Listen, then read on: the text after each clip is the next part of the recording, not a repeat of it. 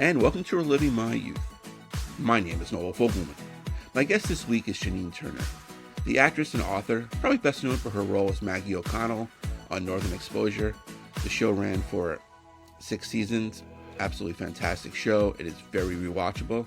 And speaking of rewatching it, her and her fellow co-star Rob Morrow, who played Dr. Joel Fleischman, do a Northern Exposure rewatch podcast called Northern Disclosure. Well, they'll rewatch and analyze an episode. They'll have former guest stars, cast members, anyone who worked on the show. It is very enjoyable. And the show now is on Amazon Prime to watch. And Janine talks about her fight to get it on the streaming site. She also talks about her ups and downs in her career and the sacrifices she made being a single mother. Some of the other stuff she's been in, a lot of guest starring roles in the 80s. She was in General Hospital, Dallas, Knight Rider, The 18th, but movie-wise, she co-starred with Sylvester Stallone in Cliffhanger. I just watched it the other day and it still holds up as well. She talks about filming that movie and the bumps and bruises that she got while filming it. And if you like this episode, what you need, please leave me a review, screenshot it, let me know that you listened or watched it. I really appreciate it. And here's my interview with Janine.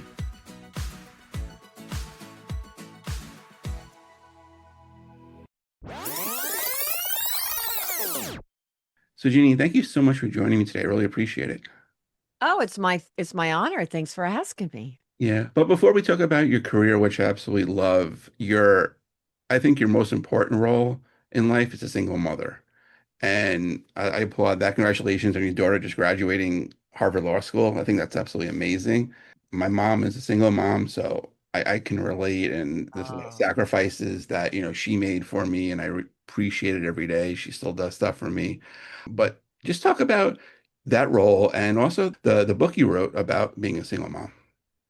Well, first of all, thank you for saying that, and I can really appreciate the relationship you and your mother must have, and give her all my homage to her. Definitely. And to you, look at you. I mean, look how fabulously you have honored her. It's really Appreciate great. that. Thank you. Yeah, no, she always says she always loves me, but she may not like me some days. Well, yeah, that's true. Yeah. I can relate to that. Yeah, exactly. Oh my goodness. But still, it's a wonderful thing. And thank you for mentioning that. I Of appreciate that. It course. was a big, big, big chunk of my life. And she was born in 97. And so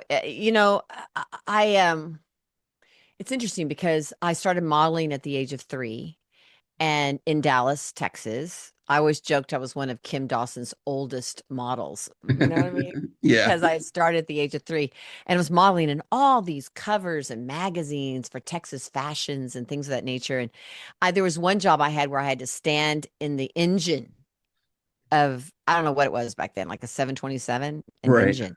I had to Oh, climb it. wow. I was only like 6.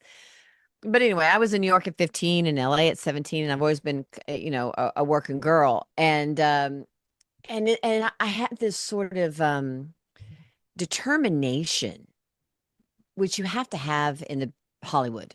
Y- You know, I can't tell you the amount of auditions. No, look, I can look back and say I was discovered on Dallas by Leonard Katzman. I was 17. Franco Zeffirelli did 3 screen tests with me at the age of 17. The first show I ever booked 6 months later was with David Jacobs, the creator of Dallas. And then I went straight into General Hospital. And people can look at me and say, oh, how rough was that? But I mean, really, it took 12 years to reach the pinnacle of a character that I felt was really worthy of my soul, which is really Maggie O'Connell. But it was interesting because when Northern Exposure, to answer your question about my daughter, when Northern Exposure was picked up for 50 episodes, Right. 50, which never happens, Yeah. there was like this click. It was so weird. I didn't even know I yearned to move back to Texas. I didn't even know it. But when that happened, it was sort of like, I want a horse, I want a pickup truck, I want a ranch, and I want a child, you know what I mean? Because I'd been a working girl, and my mother was out of the 50s, and she loved my father. He showed up in a West Point military, uniform and all this. So she didn't finish her college. She got pregnant right away at the age of 21, and she never felt like she could really what's the word? Follow her own dreams and her Right. own, hang on, that she could follow her own dreams and her own aspirations in a way, though she loved us and my father. So I think with me, she really honed in on. She never focused on, your goal is to go to college and find a husband. That was not my Right. mother's goal. Right. You know what I mean? By the way, this is my cat who keeps coming to my lap. Say Oh, hello. okay. Say hello, Bonnie Hey. Bell Tigers. Yeah. Say hello. Say hello. Hi. I Yeah. rescued her off a movie set that I did. But Oh, wow. her goal was never that I get married, go to college, find my husband, and have two kids. It just wasn't anything. It was about career. And so when Northern Exposure was picked up for 50, and it kind of was the pinnacle, of a great character, a gift from God, and this Right. wonderful, amazing show, suddenly I could feel that I wanted the other parts of myself, who Janine maybe really was. And I really wanted to have a child and fall in love and get married as a Baptist girl, raised Baptist. And I really wanted to move back to Texas. So I did. I moved back to Texas and I fell in love and I had my daughter. The Mhm. thing is, it just didn't turn out like the Baptists would have liked it. Right. But you know what I mean? But that's okay. I mean, we had a beautiful, beautiful life together and I treasure her. Yeah. But were you kind of shocked that you didn't follow like in your mom's footsteps in that regard? Like how you basically sacrificed so much for your daughter? Well, it was later. Okay. Do you know what I mean? I, Yeah. I think I think my mother did it at 21, where she then had two children, and her the die was cast. Do you know what I mean? Especially if we're looking at the 60s. Right. I remember when my mother and my father married each other three times. Oh, wow. Okay, so like Who's Afraid of Virginia Woolf was my household.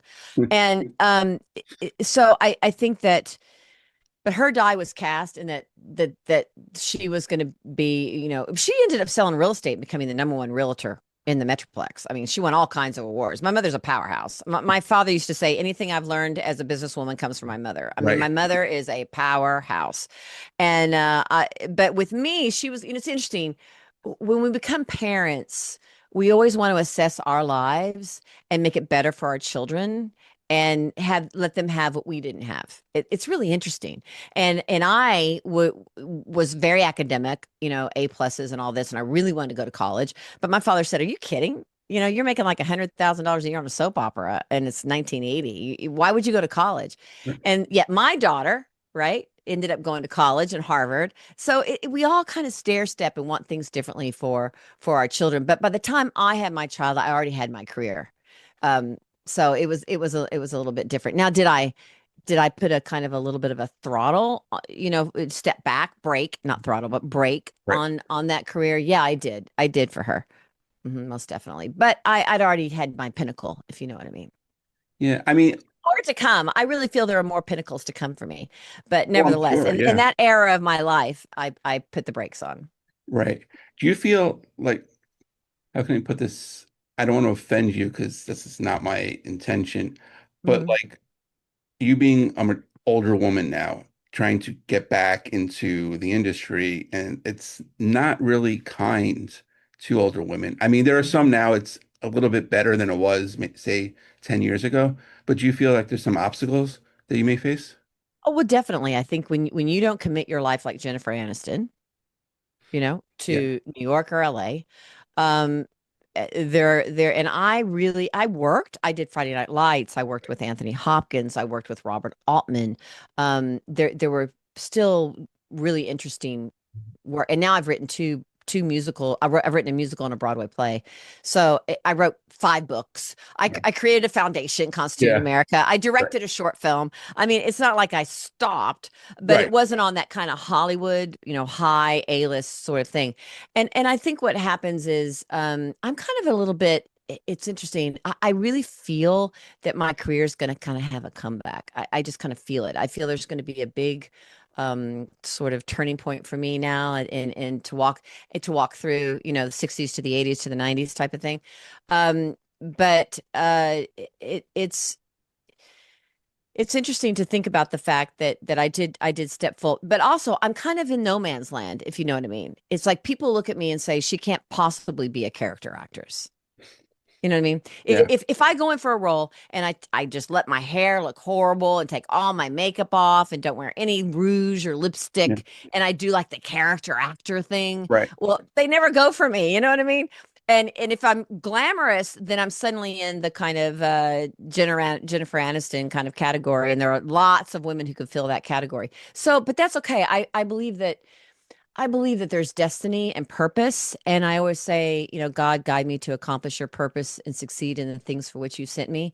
And I'm really intrigued about the future. And I feel that there are just a lot of opportunities for me out there to fulfill that purpose, whatever they may be. But I kind of feel like it's going to be showbiz too. And I have my musical that I've written, and I have a Broadway play about.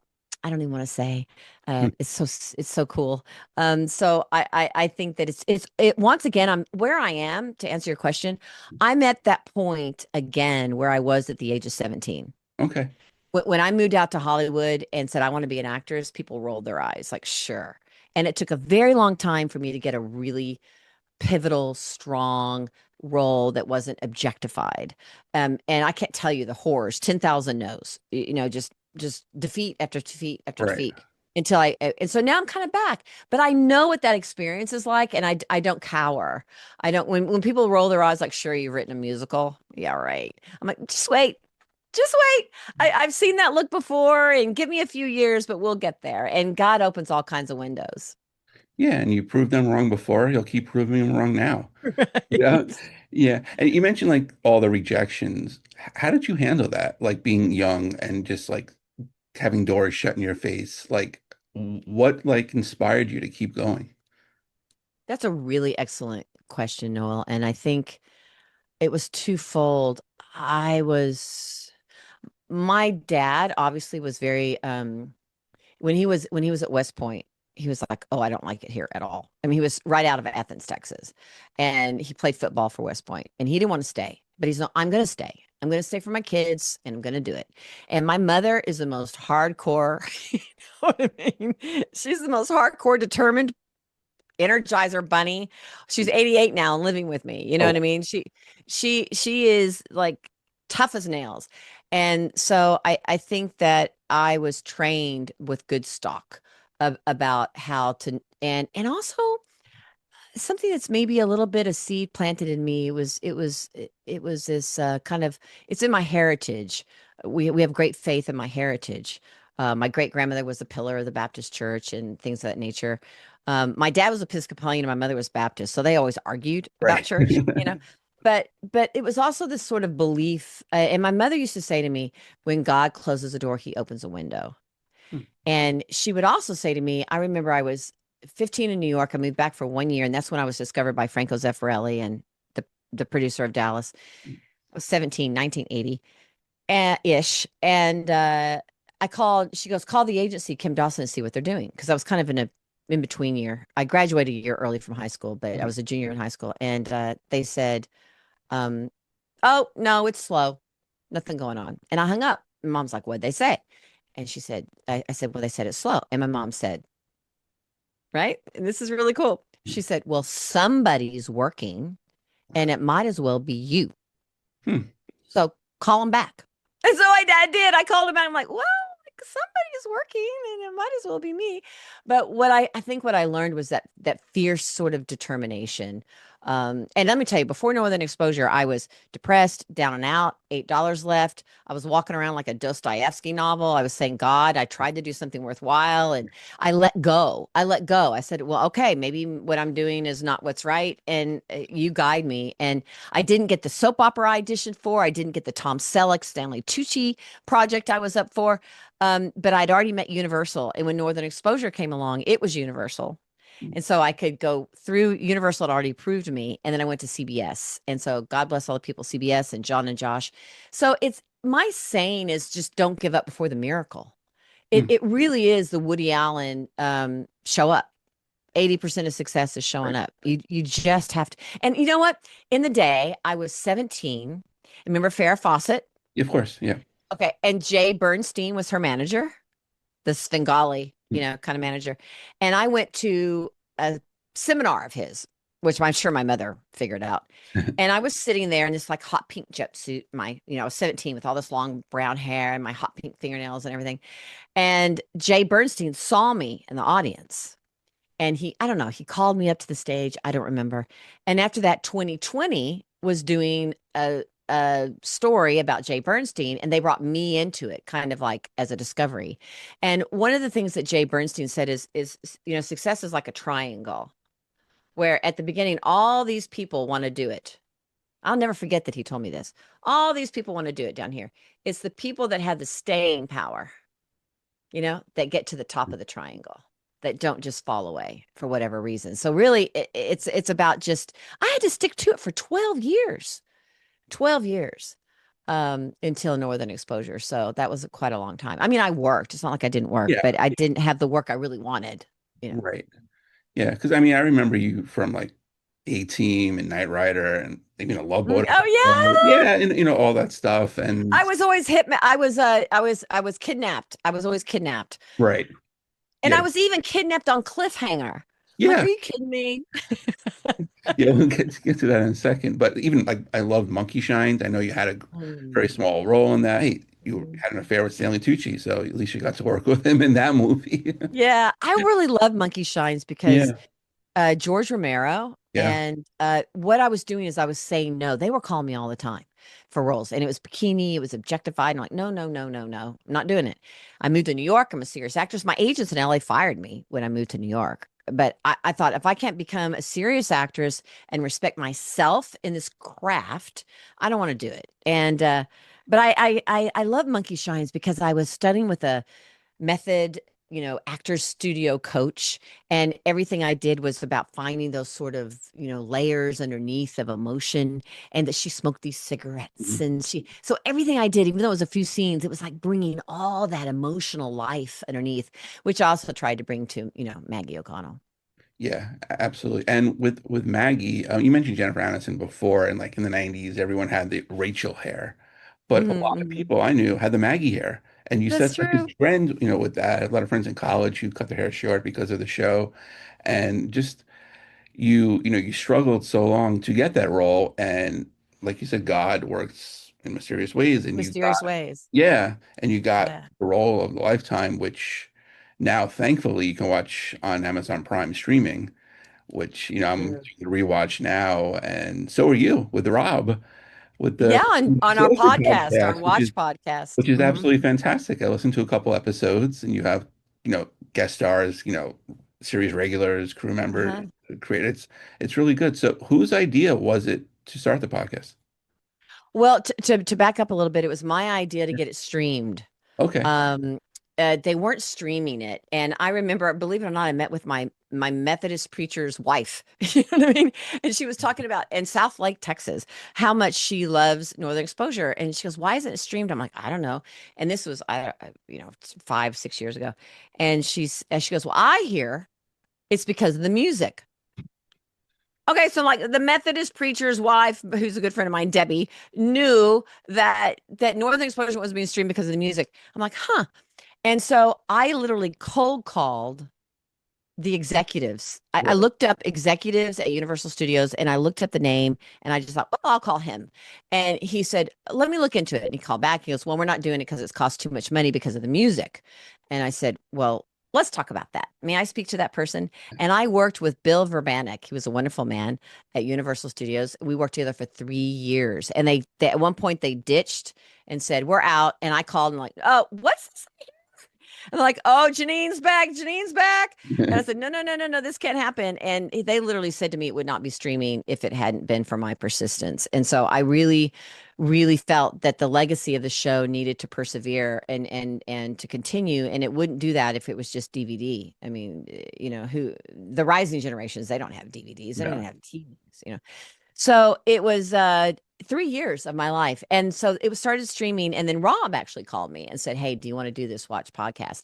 And I said, sure. But it took a year to negotiate it. And then Rob was kind of like, maybe I don't want to do it. And I'm like, well, I'll do it. And then Rob's like, well, if you're doing it, I'll do it. And Right. so, we're doing it. And it's really like a pocket of joy to do the show because we have to watch it every week, that episode.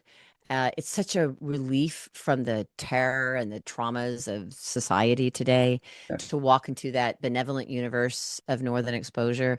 And then to bring, when we bring on all these guests, it's sort of like Monty Hall, what was it called? Oh God, the curtain number one, curtain number Oh, two, well, let's curtain make a number three. deal.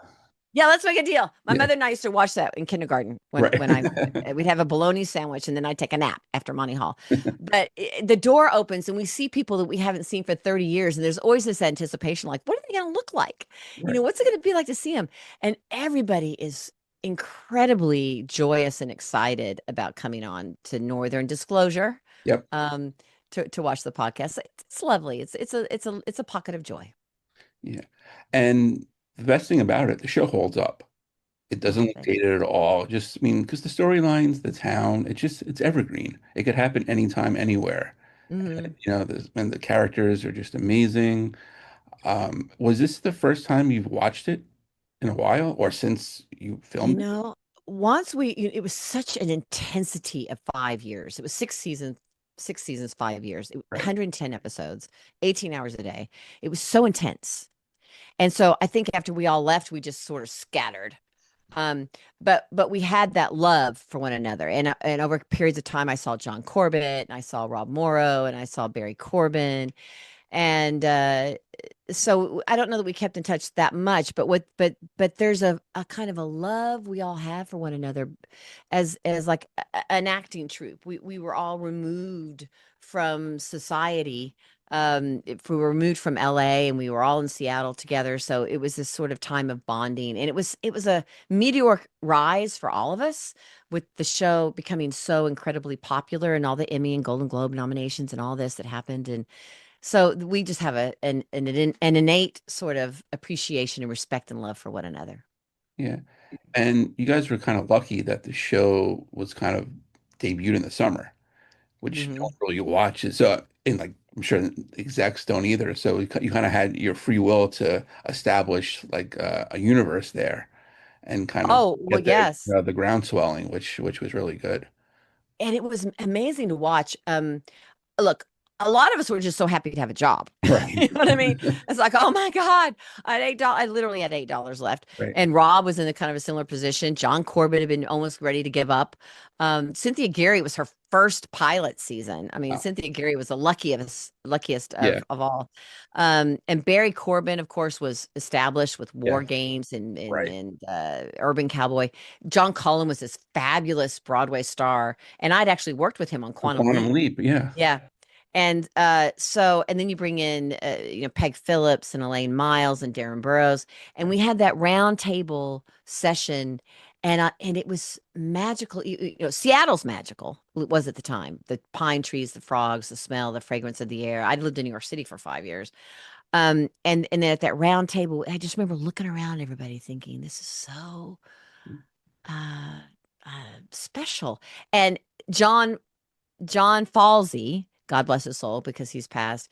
I remember he said, we think we're going to have a moose walk through the opening credits. And the CBS executives don't want us to do that at all, but we think we're going to do it. So Yeah. it was because, as you say, we were a summer series that they could bring out Freud and Jung and Walt Whitman and opera singers and Ella Fitzgerald and do flashbacks and dream sequences and just be experimental. And I don't think we could ever really create it again. I just don't. I think it was a very special unity of talent and genius that would be hard to repeat during a time and age where you were able to say these outrageous things. Yeah. I mean, outrageous things that Maggie, Connell would say to Fleischman, or that Holling, or Barry Corbin, Maurice Maurice. would say to Yeah. Fleischman. If you say that today, people are like, Yeah. can't say those kind of things. But there was an involvement in an arc of every character by the end of the show where you realized that that was just a little blip in who they are, but it's Right. not who they really are. And unfortunately, in society today, I think that when someone has a little blip, they're like persecuted instead of the whole aspect of their life. And I'm glad I have a God, at least I believe, that looks at the scope of my life and not my blips. Agreed. Yeah. You know, because you look at baseball players, they strike out a couple times a game, but they get one We're home. human. Yeah, we're all human. So yeah, absolutely. And you mentioned how you really can't, you know, duplicate or recreate the show. Is there talk of a reboot at all? There have been talks about it. It's been very sort of convoluted and confusing, and unfortunately, I think you get executives that don't remember the show, don't know the show, didn't live in the '90s, Right. and so it's kind of I don't know who's to say. It would be I would, of course I'd want to be a part of it, Yeah. in a, a big part of it, uh, but I don't know how you recreate that. Sometimes you just need to let those special little classical moments live the way they were. Yeah. Agreed. Yeah. Huh. Mhm. How far in advance do you record your episodes? I think we're about 5 or 6 episodes in advance. Okay. Yeah, Yeah. yeah. You guys try to keep like a constant, like a regular schedule? We do. We record every Friday, Okay. though Rob's been in on vacation, so we've had the last two weeks off. But every Friday is our day to do it. Yeah. No, it's fantastic. I watch an episode and then I'll listen to the podcast. So it kind of like it's fresh in my mind and it's fantastic. So It's so funny to look back as an actor. Sometimes Rob and all of us talk about the fact it's been 30 years, so we look yeah. back and we're much more relaxed about the edits or the looping or our Right. performances. And then sometimes I'll look and think, we could have brought more to that. It's pretty fascinating. Like I think I would have liked to have had a little more edge to that or a little more depth. And then my father used to say to me, I know who's like a Texan, you know what I mean? He was the Air Force fighter pilot. He's like, I know your hair has to be short, but does it have to be that short? And I look at it now and I'm like, yeah, it was pretty It was short. short, yeah. I don't know that it really needed to be that short. But of course, I made the conscious decision to let Maggie's hair grow. So when you get into the fourth and fifth seasons, her hair is starting to grow because I really don't like stagnant characters. If you're on television and that make people mad. I remember I walked into 7-Eleven and this man's like, "You let your hair grow." And I'm like, "Well, yeah, sorry." You know, and you'd have producers say, "She was really only great when she had that short hair." And I'm like, "Wait." And that made my produce a little ire in me because I'm not about my hair.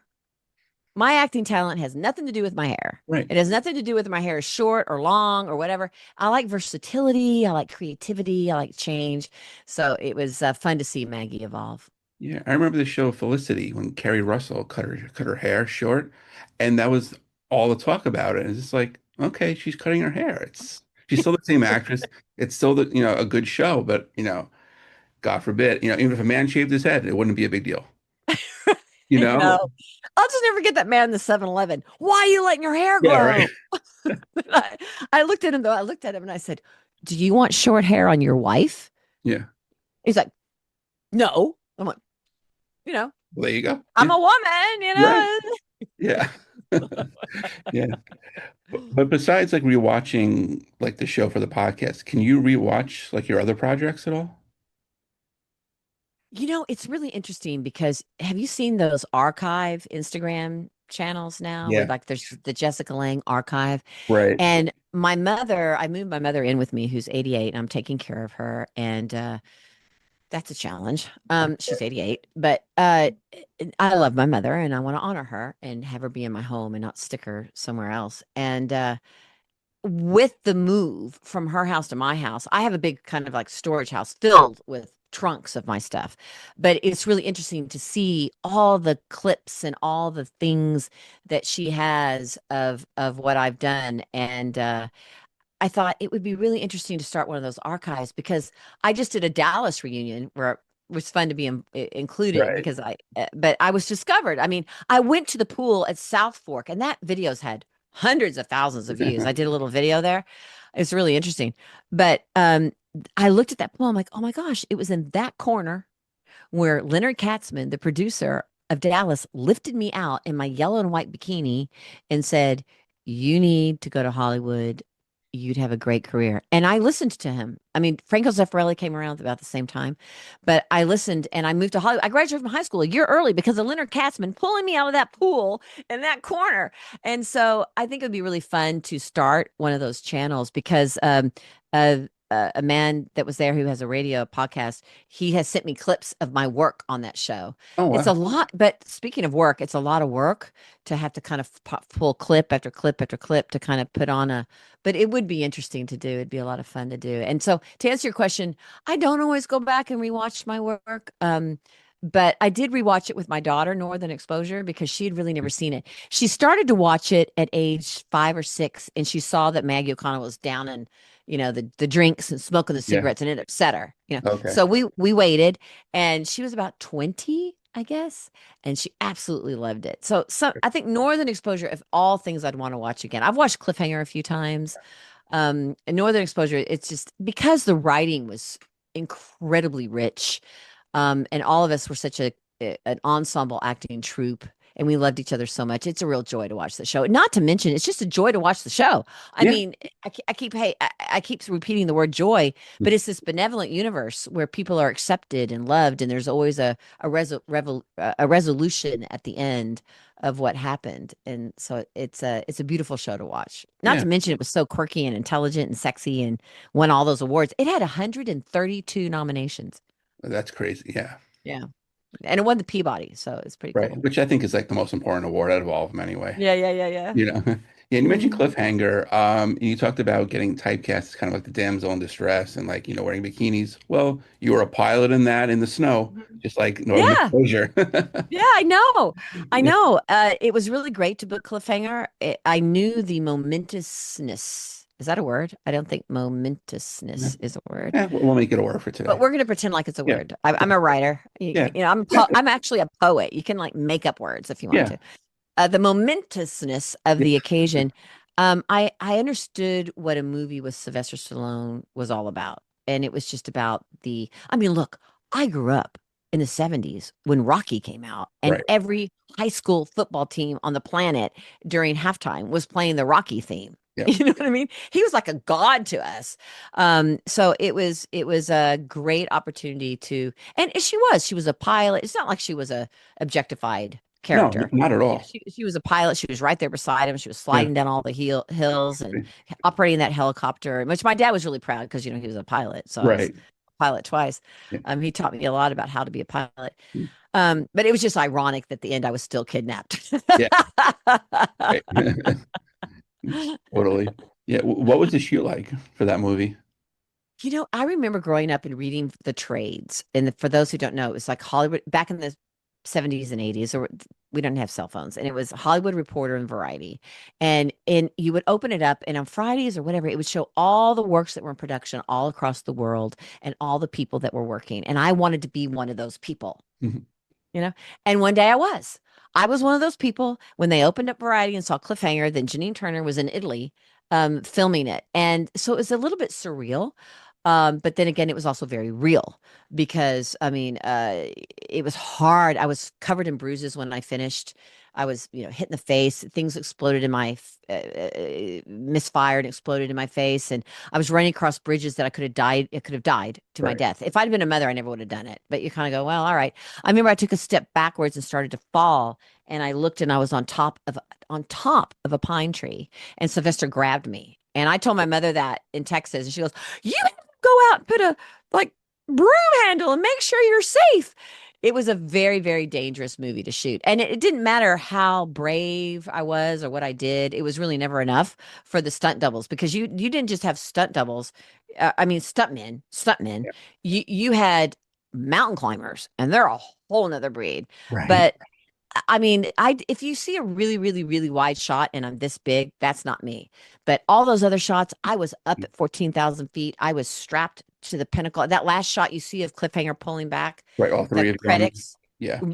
Michael Rooker, Sylvester, and I were up on the pinnacle of that hill, which was only like an apex. Sylvester threw his shoe and it went off the other side. It was like ice. Right. And the helicopter went away. It was just the three of us. And we were literally kind of chained in, locked in, whatever they want to call it, clicked in. I don't know. And the edge was right there. And I just looked down. I couldn't believe I did it. But I looked down, the edge was right there, and the cars were this small. So we were way up there. I couldn't wait to see that helicopter, and I had frostbite. I mean, it was quite the movie to shoot. And when I booked it, they said, do you like do you do any hiking? I'm like, Sure. sure, Yeah, I you hike. lie. Yeah. Yeah. But had no idea what I was in for. But man, when it was released and we had that premiere at the Grauman's Chinese Theater, and Peter Gruber, the big movie ogle, was sitting right behind me, and Sylvester was there, and I brought my family in, and you watched that movie on the big screen, and the floor shook with the helicopters, and it was one of the, number one blockbusters of the summer of '93. So I'm really proud of that credit. It was a great credit to Yeah, have. and it holds up still, 30 some years Mhm. later. It's an Yeah. exciting movie, and John Lithgow's Mhm. amazing, Yeah, and he is. yeah, He is. He and I would have dinner, and he would. Yeah, he held his own in how he wanted to perform, and he did it. yeah, totally. I don't want to keep you, too long because I know you got a lot of stuff to do, but I just want to talk No, about that's okay. Friday Night Lights, which, Hmm. when you adapt like a show from a movie, sometimes it doesn't work. And I feel, that show was absolutely fantastic. And you being from Mhm. Texas, I'm sure it was pretty authentic. It was wild because I'm in North Texas, so I drove to Austin to audition, and my daughter was with me. And I walked in, and I've really have felt I've never been a great auditioner because I kind of lose confidence and feel nervous and Right. all of this. And I performed the audition with the producer, and afterwards I walked down like, oh, that was just really bad. I mean, it was just really, really bad. And I did the same thing after Northern Exposure. And my daughter's like, I think it kind of liked it. And I booked the role. And so it was a lot of fun to go down. I drove down to Austin, and it was about at the time it was like 4.5 hours. Now we have new freeways. It's only about 3.5 hours. Right. But it was unique to book because it was very, very different. On Northern Exposure, you had blocking. They would light it. You would do, which I still love this genre, by the way, master shots and cowboy shots at the hips and over the shoulder shots and then close ups. And they did cliffhanger. I mean, they did cliffhanger, this the same way, a million different shots, Right. which an actor has to hold on to those emotions for hours. And be ready when they say action to deliver the exact matching performance from that wide shot to the cowboy to the close, over the shoulder to the close up. But Friday Night Lights was not like that. Friday Night Lights was, she said, be prepared, my agent, because they don't rehearse and you walk on set and it's go.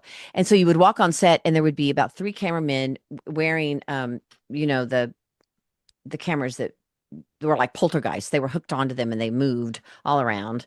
And we didn't really block, and they wanted improvisation. It was very improvisational. I remember they said to me, "Keep talking, Janine. Just keep talking." And he would say, "I love that ring." I'm like, "Oh, do you like this ring?" So it was freeing. Robert Altman in Dr. T and the Women with Richard Right. Gere and Helen Hunt and Laura Dern and everybody in the world. My daughter was in it. She played Laura Dern's Oh, wow. year and a half year old daughter. That's Okay. my daughter. Not Leonard Kasman. Um, Robert Altman walked me out to my car afterwards, and my daughter was in the car with my mom. And he looked at my daughter and said, "She should be in the movie. She should be Laura Dern's daughter." So my daughter was discovered by Robert Altman. But Robert Altman was improvisational. I felt sorry for the scriptwriter because it was all Yeah. just go, just do whatever you want. And Friday Night Lights was the same thing. And not all actors are meant for that. I mean, I've watched those producers do other shows where you can tell the actors are kind of aware when the camera's coming and they're kind of, but it really worked on Friday Night Lights. And I love that genre. I love improvisation. So much of that show was improvisational. And I'm glad I was younger when I did it because they don't light really. You can't really light because you've Right. got these cameras going Yeah. 360 and you don't really know what you're going to do. And you walk on set, there's really no rehearsal. You're just like, go. So it was alive and it was interesting. The arc was really, really good. I don't think I appreciated it at the time. I probably should have submitted it for some sort of, award or something. Right. But the arc was fabulous. She started out this kind of uh ditzy little southern gal, but she ended up being very strong and having Yeah. a big emotional impact at the end. It was a wonderful arc and it was a great experience. Yeah. I had a friend who worked on the show. He worked closely with Peter Berg, and he Mhm. ended up like being a lot of football scenes because they needed players too. So he's like, high school Mhm. football. He's like, just go, just put on a Mhm. uniform in the Yeah, early. it was a new type of genre. It really was. And so I enjoyed it. I think the thing I feel as a woman in general and as just a person is I like stimulation. I like change. I like creativity. I like intellectual challenges, artistic challenges. Like my Broadway show, Belva. I mean, I did my first reading of it in New York City in 2022, and I had not sung in about 30 years. Wow. And I have 20 20 songs to sing in this musical and to dance, but it's on my bucket list and I want to do it. And I wrote the book and I wrote the lyrics and I have a fabulous composer, Raina Murnak, and we worked together on the music. But then I had to like show up and sing all these songs. It was so unnerving. I did it again in 2023 and we're still in we're in the workshop stage now. So you'll probably sit on Broadway in about 4 years. But the challenge to show up and do something that literally petrifies me um, is I need that. I need that kind of continual challenge, and that's part of the problem of being on a series for a very, very long time. A lot of times the producers don't want you to grow and they want to Right. keep you under that thumbnail, and yet you have grown.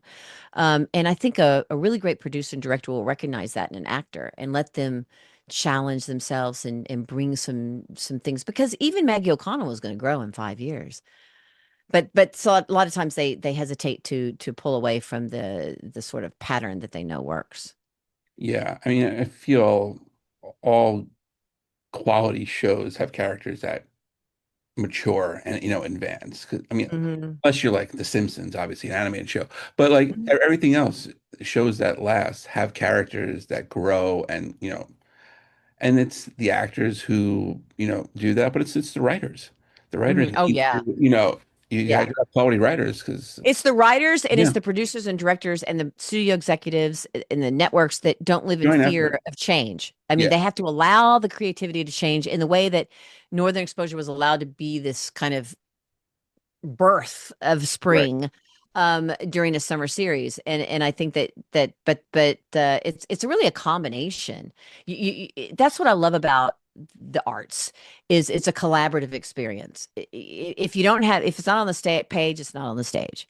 I mean, I found that I was so spoiled by the writing on Northern Exposure because it was like you're the most vile, odious, pernicious waste of corporal souls I've ever had the misfortune to lay my eyes on. And she would just the writing was rich and deep and profound and quirky and funny, and the words were challenging. It's not like, hey, stuff, what are you doing? It was really a higher echelon, and I really found that to be incredibly intriguing. But growth is important, whether we're humans, Right. climbing that stair step of enlightenment. And I feel like some days I fall down two steps, but I'm like, well, I'm gonna start again the day and Back climb up. up a few more. Yeah. Absolutely. It's always about the climb. Yeah, it's about the enlightenment. If we keep Yeah, climbing. absolutely. So how many times do you think you've said Fleischman? You can make it a drinking game. Between Fleischman and O'Connell. Yeah. Or in your dreams. Yeah. In your In dreams. your It's dreams. funny. When I moved back to Texas and the ranch, my neighbor, and I'm not going to say his name, okay, Right. but he has obviously a first name, last name. I always called him by his last name because it's just kind of what we did on Northern Exposure. It was like Flashman and O'Connell, so it was habit for me, and I never realized I called him by his last name until Right. one night I had an emergency. Juliet and I had an emergency, and I called him, and I had awakened him, and he and his wife, and I was like, "How did you know it was me?" He goes, because you're the only one that calls me by my last name.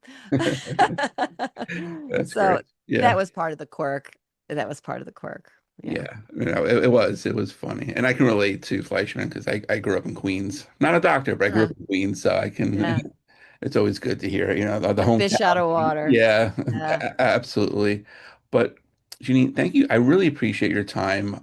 Best of luck with the Broadway show. Hopefully it won't take 4 years, but I will definitely be there watching it. Thank you. And I like, think I think I found a venue for the next workshop, so that's very exciting. Where I'm perfect. going to sort of direct it and get it up on its feet, and then so it's just a process. It's reading, workshop 1, 2, 3, and take it on tour, get it to Broadway. So, but hey, I waited 12 years for Maggie O'Connell, so I can wait. Exactly. You're patient. Right. Yeah. Yeah. Tenacious, Yeah. tenacious, That's true. Yeah. Everything. persevering. And Yeah, and I think that's a good life lesson, isn't it? it Just is. don't give up before the miracle, no matter what you're dealing with, whether it's a divorce or an unhappy time or a health situation, a work situation. Maybe it's even just don't give up for the miracle because if we there's so much depression in our country today, and in society today, and I find that tomorrow is always a new day. Like the sun will come up tomorrow. Just Right. wait till tomorrow. Just don't give up for that miracle because it'll be there. And God has shown me that over and over and over. That's great. And just, keep getting up this off the stairs and keep climbing. Just pick yourself up by the bootstraps. Right. Reach up for the hand of God. I've had to do it a million Right. times. Yeah, totally. But everyone check out Northern Disclosure. It's on all the podcast sites. It is fantastic. Show is on Amazon Prime. Watch it. And then, check out some of the other stuff that Janine has done. Mentioned Monkey Shine, Cliffhanger. I even mentioned Leave It to Beaver, Oh, which Leave It to Beaver. That was so much fun to do because I wanted to do, again, I wanted to be challenged to do something completely different. What could be more completely different than Maggie O'Connell than June Cleaver? exactly. So that was a lot of fun to Yeah. do. And it was a fun movie. Yeah, it was. It Yeah. was, I think they should have made it a spoof like the Yeah. Brady Kind of Bunch like the did. Brady Bunch movie. Yeah. Agreed. Yeah, we were kind of in no man's land, really not understanding sort of what we were doing. A spoof would have been really funny, but nevertheless, it was fun to play June Cleaver. I just want to keep it changing and interesting. But thank you, and everyone should watch your podcast as well. And it's awesome, I really appreciate reliving, that. our youth, right? It's fun Yeah, reliving my youth. Yeah, just people yeah. who I've enjoyed growing up influenced me, and watching your stuff definitely influenced me. So I really appreciate it, Janine, and best of luck with Oh, everything going thank forward. thank you, thank you. All the best for you too, Noel. Great show, and thanks for. I was honored to be a part of your show today. Thank you so much.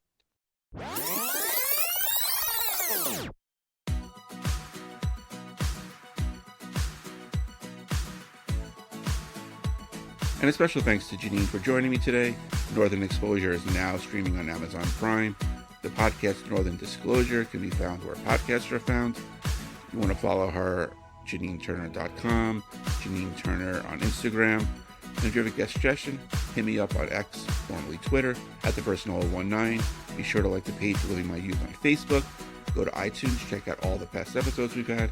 While you're there, please rate and review the show. I'd really appreciate it. Don't have iTunes? Not a problem. Shows on SoundCloud, Spotify, Podbean, Amazon Music. Basically, where you can find a podcast. New episode will come out soon. Stay safe, everybody. We'll see you then.